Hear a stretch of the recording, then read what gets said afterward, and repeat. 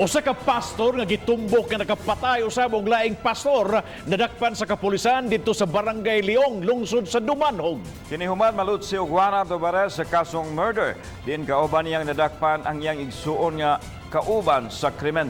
Nahitabo ang pagpatay sa nakalabayng tuig. Ani ang report. Sa video sa PNP Anti-Kidnapping Group kon AKG Visayas Field Unit, makita ang aktong pagdakop sa pulis kang Daniel Anyuhan kinsa giingong pastor og manghihilot usab.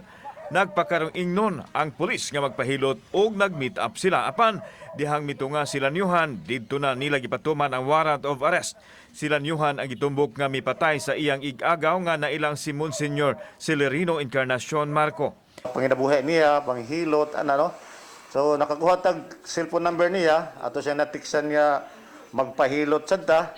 So dito nahitabo nga ato siyang nadakpan nga nag-meet up mi ang atong trupa sa anti-kidnapping group ug niabot siya dito ato siya nadakpan.